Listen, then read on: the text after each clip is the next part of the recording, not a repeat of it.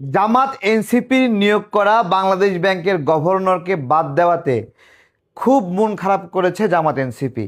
এমনকি জামাতের সর্বোচ্চ পর্যায়, এনসিপির সর্বোচ্চ পর্যায় থেকে প্রতিক্রিয়া জানাচ্ছে। তার আগে একটা কথা বলি, আচ্ছা, গভর্নরের মেয়ে কি সোনার হাঁস যে সোনার ডিম পারে?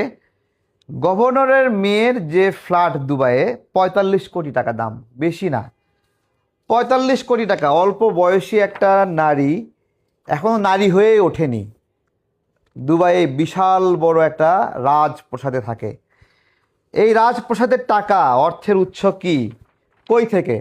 শুধু তার দুবাইয়ে বাসভবন না, তার আমেরিকাতেও বাসভবন আছে এবং যুক্তরাজ্য, লন্ডন, দুবাই, বিশ্বের বিভিন্ন দেশে তার বিনিয়োগও আছে। কই থেকে পেয়েছে এই অর্থ আমরা জানি না। এবং এই বাংলাদেশ ব্যাংকের গভর্নরকে সরিয়ে দেওয়ার জন্য খুব চটেছে জামাত এবং এনসিপি। আমরা আসুন দেখি, ব্যাংকের সুদের হার 12 থেকে 16% করেছে এবং মূল্যস্ফীতি সর্বোচ্চ পরিমাণে। মূল্যস্ফীতি আসলে কি বাংলাদেশের নাগরিকরা অনেকে বোঝে না। আপনি যে জিনিসটা আগে 10 টাকায় পেতেন, ওই জিনিসটা আর 10 টাকায় পাওয়া যাচ্ছে না, 20 টাকায় পাওয়া যাচ্ছে। এইটা এমনি এমনি হয় না।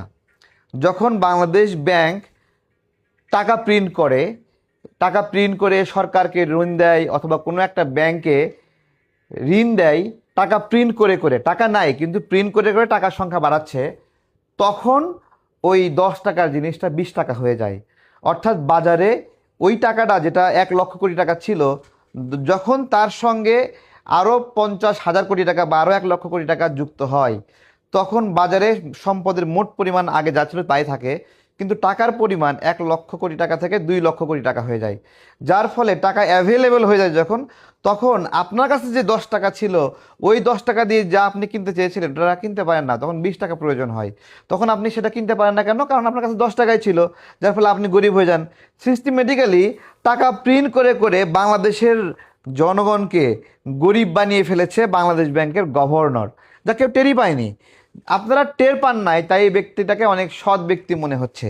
আরও বিষয় রয়েছে, তিনি আমাদের ইসলামিক ব্যাংকগুলো যেগুলো ছিল, তিনি একটা বক্তব্য দিয়েছিলেন, মনে আছে মনে হয়, যে তার এক বক্তব্যে সবগুলো ইসলামিক ব্যাংক একসঙ্গে দেউলিয়া হয়ে যায় প্রায়। হ্যাঁ, এবং যদি এই বক্তব্য তিনি না দিতেন, তাহলে ওই ব্যাংকগুলোর উপর জনগণ আস্থা হারাতো না এবং আস্তে আস্তে সেই ব্যাংকগুলো রিকভার করে ফেলতো।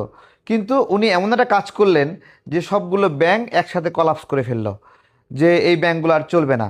বাস্তবে কিন্তু ওই ব্যাংকগুলোকে ঠিকই টাকা পয়সা প্রিন্ট করে দেওয়া